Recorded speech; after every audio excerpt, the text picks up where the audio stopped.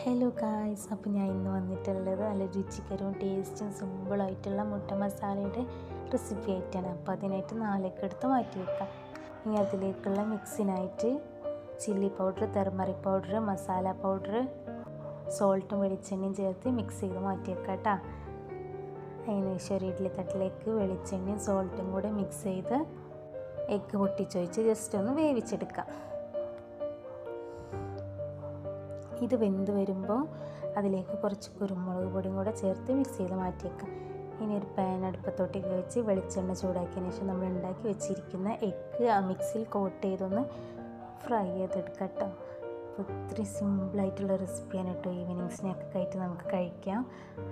അപ്പോൾ ഉണ്ടാക്കി നോക്കിയിട്ട് അഭിപ്രായം പറയട്ടോ. ഇഷ്ടപ്പെട്ടാൽ ലൈക്ക് ചെയ്യാനും ഷെയർ ചെയ്യാനും സബ്സ്ക്രൈബ് ചെയ്യാനും മറക്കല്ലേ. അടുത്ത വീഡിയോ ആയിട്ട് വരുന്നവരേക്കും ബൈ.